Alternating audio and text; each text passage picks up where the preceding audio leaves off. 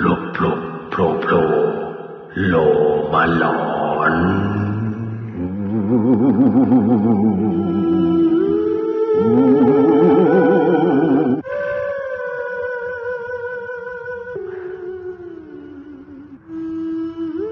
ต้องบอกก่อนเลยว่าสิ่งทุกๆสิ่งนะครับมันเกิดขึ้นได้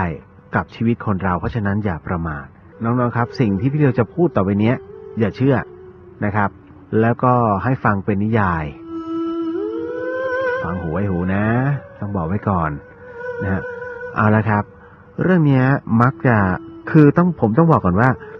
คนไทยเนี่ยเป็นคนที่มีจิตใจที่เอื้อเฟื้อเผื่อแผ่อบอ้อมอารีนะฮะข้อสำคัญนะฮะเป็นคนที่มีลึกๆแล้วทุกคนนะฮะคนไทยทุกคนนะฮะเป็นคนที่มีความเมตตาสูงมากฮะโดยเฉพาะอย่างยิ่งเกี่ยวกับเรื่องของสัตว์เลี้ยงน้องๆจะเห็นได้ว่าบางคนเนี่ยฮะคือถ้าไม่มีอะไรไปกระตุ้นจิตใจเขาหมาเหมอไม่เตะหรอกนะฮะหลายครั้งแล้วที่พี่เราจะมีเรื่องเตะหมาโชว์หญิงเนี่ยนะฮะมันก็แหมนะครับนักเลงไงคือไอ้ประเภทนี้เยอะก็เลยต้องบอกก่อนว่าแบบอย่างเนี้ยไม่ค่อยดีนะฮะสุนัขเนี่ยน้องเอ๋ยอย่าไปทำเขาเลยครับเพราะบางทีเนี่ยเราก็ไม่รู้หรอกนะเขาเจ็บมากน้อยแค่ไหนเพราะเขาไม่แสดงออกเขาวิ่งอย่างเดียวคือถ้ามันโดนเตะแล้วมันสนุกสนานมันก็คงจะให้เรายืนเตะเล่นๆนะฮะมันไม่โดดหนีหรอกเหมือนกันนะฮะถ้าใครจะกระทืบหน่อยนะขอกระทืบหน่อยกระทืบคุณน่ะขอกระทืบหน่อยถ้าคุณรู้สึกว่ามันจะสบายให้นอนให้กระทืบนะไม่มีหรอกครับเหมือนกันฮะอกเขาอกเรานะฮะและที่พี่เลือจะเล่าต่อไปนี้เป็นเรื่องของบ้านหลังหนึ่งครับบ้านหลังเนี้ยชอบเลี้ยงแมวฮะแล้วเลี้ยงแมวแบบโอ้โหคือตอนแรกๆไงเล็กๆโอ้ยลูกแมวน่ารักโอ้ยน่าฮักน่าจังเนาะเก็บมาเลี้ยงสีสวาดลายสวยมากนะฮะก็เรียกไอ้เหงาแหละปรากฏว่าไอ้เหงาครับเป็นแมวตัวเมียอะไรเกิดขึ้นล่ะครับแน่นอนที่สุดความมีเสน่ห์ของเจ้าเหงาเนี่ยก็ยั่วยวนให้แมววัยรุ่นในหมู่บ้านนั้นนะฮะเข้ามารุมทำร้ายเธอจนกระทั่งเธอตั้งท้องครับไอ้เหงาตั้งท้องอยู่ได้พักหนึ่งมันก็คลอดลูกออกมาคุณผู้ฟังครับมันคลอดคือแมวกับหมานี่ไม่ใช่ต่างกันอะเวลามันคลอดลูกออกมาเยอะ4 ตัว 5 ตัวเนี่ยบางทีตัวโอ้โหแมวตัวขนาดนั้นมันคลอดทีเยอะขนาดนั้นอะไม่น่าเชื่อมันก็คลอดออกมา4 ตัวแล้วทุกตัวเนี่ยน่ารักหมดฮะบางตัวก็ลายเสือบางตัวก็3 สีน่าตกใจมากเพราะโบราณเขาว่าแมวเนี่ยมัน9 ชีวิตนะโดยเฉพาะแมวดำฮะยิ่งแมวที่บอกว่าแสนวิเศษนะคือแมวตาเพชรฮะแมวตาเพชรเป็นยังไงแมวมันจะมีรูปร่างเป็นแมวสีสว่างนะครับตาซ้ายกับตาขวาของมันจะสีไม่เหมือนกันตาซ้ายจะสีฟ้าตาขวาจะสีน้ำตาลฮะเขาเรียกแมวตาเพชรวัดที่ตอนแรกที่ผมเห็นเนี่ยฮะอย่างกรณีที่วัดไส้ทองวัดของท่านมหาสมปองตาลปุตโตเนี่ยเอามาเลี้ยงไว้เนี่ยในกรงโอ้โหโยมเยิมยกมือไหว้ผมบอกเฮ้ยไหว้แมวเลยเหรอมันเดรัจฉานนะถึงมันจะ9 ชีวิตมันก็เดรัจฉานนะ ทำไมไม่ไหว้พระทำไมไปไหว้แมวไหว้หมาเราก็สงสัยไงแล้วพี่ไม่ได้เลยนะถ้าไปเจอวัดประเภทนี้ให้ไหว้หมาไม่เอาเลยนะฮะเดินหนีเลยผมมาไหว้พระผมไม่ได้มาไหว้หมาแล้วมีเยอะวัดประเภทนี้มีเยอะพระประเภทอวดว่าหมาตัวนี้22 นิ้วเงี้ยเยอะธรรมชาติครับต้องบอกก่อนฮะผมมาไหว้เนี่ยผ้าเหลืองล้วนๆกรณีนี้นี่เองเนี่ยฮะพอมันออกมาเนี่ยที่ผมถึงบอกว่ากันว่าโบราณพูดเสมอแมวจะมี9 ชีวิตคุณจะฆ่ายังไงก็ตามฮะ มันก็มี9ชีวิตแต่ผมเห็นมาแล้วฮะว่าแมวบางตัวโดนรถเหยียบดิ้นแตกๆแล้วก็เสียชีวิตทันทีฮะตกน้ำตายเลยเห็นมาคาตาตอนที่มันดิ้นแตกๆฮะแล้วรถที่มันทับก็ไม่รู้สึกรู้สาไม่รู้หรอกตัวเองทับแมวไปแล้วบ้านหลังนี้ฮะลุงจวนฮะลุงจวนแกก็เลี้ยงนี่แหละแล้วก็ออกมา4ตัวเลี้ยงไปเลี้ยงมาไอ้4ตัวนี่ก็โตขึ้นมันก็มีทั้งตัวผู้ตัวเมียคราวนี้ฮะแกก็เลี้ยงด้วยทั้งอาหารเม็ดบ้างคุกปลาทูบ้างไม่เหมือนกาพยอมนะวันเกิดแมว5 บาทปลาทู5 บาทมีวันเกิดแมวถามแล้วจะรู้ได้ไงวันเกิดแมวมันเกิดทุกวันอะลูก ป่าต่างไว้งั้นแหละมันน่ารักดีฮะน่ารักดีจาก4ตัวมันท้องอีกฮะคราวนี้เพิ่มเยอะมากครับเป็น10 กว่าตัวฮะเลี้ยงไม่ไหวพอเลี้ยงไม่ไหวลุงจวนเนี่ยก็ตัดสินใจว่าเอาทั้งหมดเนี่ยโอ้ยกูเลี้ยงไม่ไหวแล้วเอาไปปล่อยดีกว่าก็เลยเอาแมวทั้งหมดเนี่ยฮะเอาภาระของตัวเองไปไว้ที่ไหนฮะไปไว้วัดนะฮะคิดแค่นั้นจริงๆนะคนเราเอาแมวไปปล่อยวัดคือกูสบายแล้วใครลำบากพระฮะพระก็ลำบากแล้วสุดท้ายคุณจะได้บุญหรือได้บาปบาปล้วนๆบาปตั้งแต่คิดจะทิ้งเขาละคือถ้าคิดว่าเลี้ยงไม่ไหวอย่าเลี้ยงตั้งแต่ต้นฮะผมบอกได้เลยนะฮะเลี้ยงไม่ได้อย่าเลี้ยงเพราะว่าถ้าเลี้ยงแล้วมันเป็นกรรมคุณต้องดูแลมันตลอดเวลาไปไหนก็ห่วงหมาห่วงแมวถ้าบอกว่าคนนู้นคนนี้จะชวนไปว่าโอ้ยเดี๋ยวไม่มีใครคุกข้าวให้แมวห่วงมันจบฮะถ้าคุณขึ้นคำว่าห่วงนี้ทำอะไรก็ไม่ได้บุญฮะมันมีห่วงไงนะฮะเพราะฉะนั้นต้องเคลียร์ใจก่อนจะไปทำบุญทุกครั้งนะฮะต้องอันนี้บอกไว้ก่อนนะเป็นทริคในการทำบุญนะฮะอย่าขึ้นคำว่าห่วงก่อนออกจากบ้านหลังจากนั้นนะลุงจวนแกก็เอาแมวใส่กล่องฮะแอบไปปล่อยไว้ที่วัดผูกเชือกฟางเรียบร้อยเลยเอาไปทิ้งไว้หน้าวัดปรากฏว่าเอาไปทิ้งตอนกลางคืนแน่นอนฮะถ้าคืนทิ้งกลางวันก็โดนด่าคิดเข้าข้างตัวเองงั้นเราก็ทิ้งกลางคืนพอทิ้งตอนกลางคืนเนี่ยฮะเขาก็เอากล่องนะฮะรถจอดเนียนๆเลยนะจอดข้างวัดฮะแล้วก็ยกกล่องขึ้นมาแล้วเอาไปวางไว้หน้าทางเข้าตรงถนนหน้าทางเข้าวัดฮะโอ้โหกะว่าหลวงพี่หลวงลุงทั้งหลายเนี่ยตื่นขึ้นมาต้องรับอุปการะแน่นอนหรือไม่ก็เด็กวัดอาจจะกล่องอะไรเอามาเปิดดูหน่อยลุงจวนแกคิดแค่นั้นจริงๆนะคนจะไม่เลี้ยงหลังจากนั้นฮะลุงแกก็ขับรถกลับบ้านโอ้โหคุณเชื่อไหมฮะว่าวันรุ่งขึ้นนะครับวันรุ่งขึ้นเนี่ยแกไปที่ตลาดซึ่งตลาดเนี่ยก็อยู่ใกล้ๆวัดคนก็โจษขานกันมากเลยเฮ้ยเนี่ยเมื่อคืนเนี่ยใครก็ไม่รู้เอาแมวมาทิ้งในกล่องแล้วเนี่ยครับตาอะไรเนี่ยเพิ่งสร้างบ้านอยู่กับมันก็ขนทรายรถทรายทับทั้งกล่องฮะแมวตายทั้งกล่องเลยบอกแบนติดเลยโอ้ยดูน่าสงสารโอ้ยลุงจวนแกก็ฟังไงพอไทยมุงพูดเนี่ยแม่ค้าพูดเนี่ยต้องฟังแล้วเหรอมันยังไงเหรอมันงี้ไม่รู้สิเนี่ยใครมันใจบาปเนี่ยเอาแมวมาทิ้งแล้วไม่ยอมแกะเชือกออกจากกล่องด้วยแมวมันคงออกไม่ได้มั้งแล้วรถเนี่ยเขาขนของกันตอนกลางค่ำกลางคืนทับเละเลยมันตายยกกล่องเนี่ยโอ้ยน่าสงสารเนี่ยหลวงพ่อให้เอาไปฝังละโอ้ย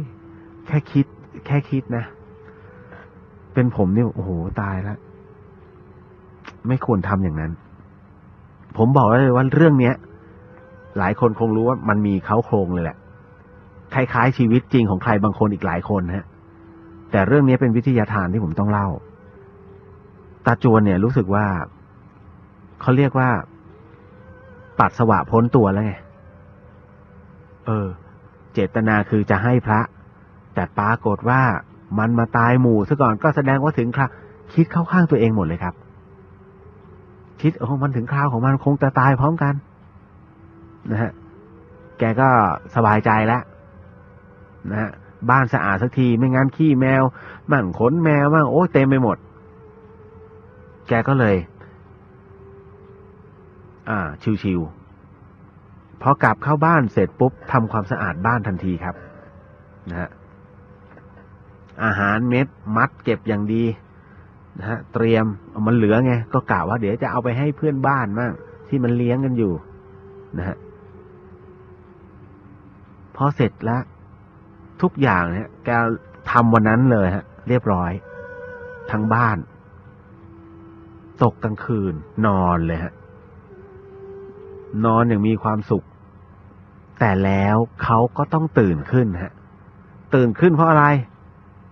เสียงแมวมันทะเลาะกันฮะว้าวว้าวว้าวเนี่ยเคยได้ยินใช่ไหมฮะแมวทะเลาะกันมันจะเป็นอย่างเงี้ยครับเสียงมันดังมากแกก็เลยเปิดไฟพอเปิดไฟครับเสียงหายไปฮะเปิดไฟหน้าบ้านนะเสียงหายไปแล้วแกก็เลยเปิดทีวีแล้วก็ดูอยู่นี่ฮะไม่ได้หลับหรอกเสียงมาแล้วม้าวขู่กันแมว2ตัวขู่กันแล้วก็เริ่มแล้วฟัดเอาอีกแล้วครับมันเป็นอย่างนั้นได้ยังไงแกก็ลุกขึ้นไปดูไม่มีฮะสักพักเสียงคืบบนหลังคาไอ้แมวข้างบ้านแน่นอนแกก็เตรียมหนังกระติกออกมาแล้วฮะเตรียมส่องเลยคือยิงเตือนกันคือยิงให้จุกนี่ฮะตาจวนก็ปรากฏว่าแกก็เปิดหน้าต่างออกไปครับเห็นเป้าหมายขู่ฮะยืนอยู่ตรงหน้าแต่เห็นแมวคู่อรินี่ไม่เห็นนะในขณะที่ไฟมันไปไม่ถึงนะมันหลัวๆตรงนั้นแกก็ง้างหนังกระติกพอง้างหนังกระติกก็เห็นแมวตัวนะฮะเริ่มเคลื่อนไหวเลยครับเริ่มเดินมันเดินตรงเข้ามาหาแกนะฮะแกก็ซัดหนังกระติกเลยเต็มที่พัวไงไปโดนบ้านเขาเอาใหม่ฮะบรรจุลูกใหม่แมวตัวนั้นเดินมาเกือบจะประชิดแล้วแสงจากหน้าต่างสาดออกไปพอดีครับแมวตัวนั้นคือไอ้เหงาฮะไอ้เหงาสีสว่านน่ะสีเทาเนี่ยแกจำได้เลยเฮ้ยแกปิดประตูทันทีฮะพอปิดแกปิดหน้าต่างทันทีพอปิดหน้าต่างเสร็จปุ๊บเสียงวิ่งคุณวิ่งรอบบ้านเลยคือบนหลังคาเนี่ยแมววิ่งตอนแรกก็วิ่งตัวเดียวครับตอนหลังวิ่งเยอะเลยคือแกก็ฟังก่อนหรือว่าจะไม่ใช่หรือว่าจะเป็นไอ้แมวข้างบ้านคราวนี้ก็เดินไปหน้าบ้านฮะไปแหงนคอดูไม่มีแมวทุกอย่างเงียบหมดกลับเข้าบ้านครับสักพักหนึ่งได้ยินเสียงในห้องที่แกเก็บพวกอุปกรณ์ต่างๆของแมวตอนที่เลี้ยงใหม่ๆแกก็เปิดปุ๊บปรากฏว่าไอ้ถุงอาหารแมวเนี่ยคุณผู้ฟังที่มัดอย่างดิบดีมันพลิกตกลงมาแล้วอาหารเม็ดของแมวก็กระจายเลยนะครับเกลื่อนเลยนะครับสิ่งที่เขาเห็นที่ลุงจวนเห็นเนี่ยก็คือไอ้ที่เป็นอาหารเป็นเม็ดเนี่ยมันมีบางอันซึ่งกำลังกระเด้งอยู่ตึ๊กแกก็มองตามงงแล้วก็ปิดประตูตรงนั้นออกไปปิดไปเสร็จปุ๊บก็เดินขึ้นบนบ้านแล้วคราวนี้ดับไฟบนบ้านดับไฟข้างล่างแล้วขึ้นบนบ้านแล้วครับแกก็ใจเริ่มไม่ดีเหมือนกันเพราะเมื่อกี้ไม่มั่นใจว่าไอ้เหงาหรือเปล่าสักพักหนึ่งเสียงวิ่งอีกแล้วฮะเสียงวิ่งบนหลังคานะครับคือคักโอ้ยแกก็เอาพระในคอเริ่มเอาออกมาแล้วฮะแล้วก็หนังกระติกออกมา ตกลงบุญกับบาปแกเอามาผสมกันฮะตัดสินใจเปิดหน้าต่างออกไปพอเปิดหน้าต่างออกไปก็ไม่มีแมวนะครับไม่เจออะไรเลยแกก็เลยคราวนี้ปิดมุ้งลวดพอให้ลมมันระบายก็เลยเข้านอนฮะดับไฟแต่เปิดไฟตรงระเบียงแล้วก็ตรงข้างด้านข้างตรงหน้าต่างที่แกยิงก็เปิดไฟด้านนอกไว้ปรากฏว่าพอล้มตัวลงนอนปุ๊บเอียงข้างพระพุทธเจ้าขบวนแมวที่แกไปปล่อยฮะคุณผู้ฟัง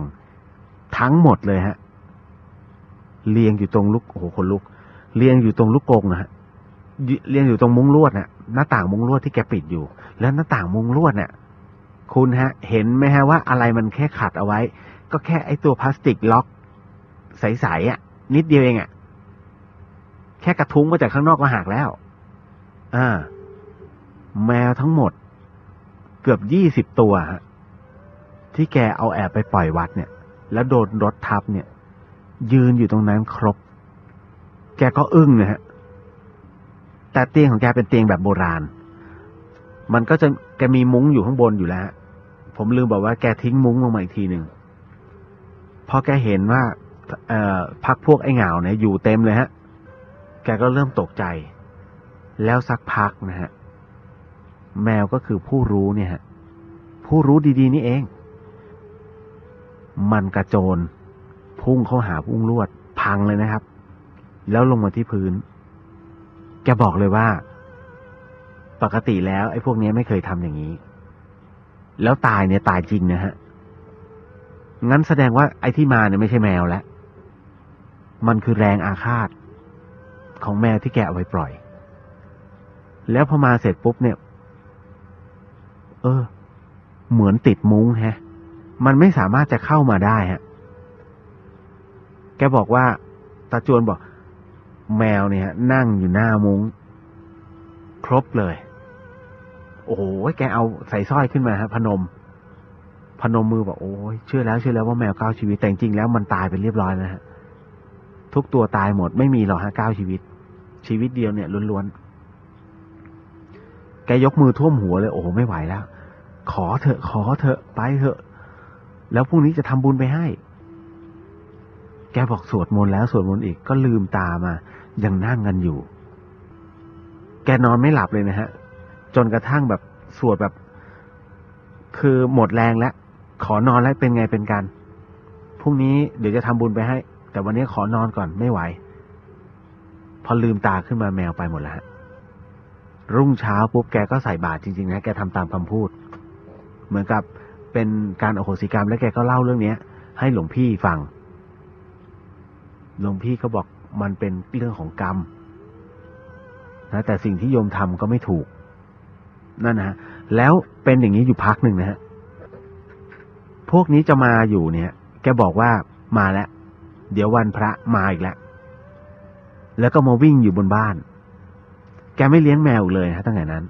เปลี่ยนมาคุณคิดว่าแกจะเลี้ยงอะไรฮะถูกต้องครับแกเลี้ยงหมาฮะแต่หมาคราวนี้แกเข้าใจเลี้ยงเพราะว่าทำหมันแล้วแกให้ความรักกับมันเพราะว่าโดนหลวงพี่สอนไว้ไงจะทำอะไรต้องมีความรักให้กับมันนั่นนะฮะแกก็เลยเลี้ยงหมาอย่างให้ความรักจริงๆฮะนั่นแหละเอาละครับค่ำคืนนี้นะฮะ3 เรื่อง3 หลอน3 รสของพี่เลียวก็หลอนมากน้อยแค่ไหนก็ไม่เป็นไรหรอกครับก็ถือว่าเป็นวิทยาทานในการพูดคุยกันซึ่งกันและกันสิ่งหนึ่งสิ่งใดที่ผิดพลาดพลั้งไปขออโหสิกรรมมาณที่นี้นะครับมีได้ไม่ใช่เจตนาหรือว่าตั้งใจให้เป็นที่ขุ่นข้องหมองใจนะฮะก็ต้องบอกก่อนนะสำหรับค่ำคืนนี้ต้องขอบอกคุณผู้ฟังไว้ก่อนว่าถ้ามีสิ่งหนึ่งสิ่งใด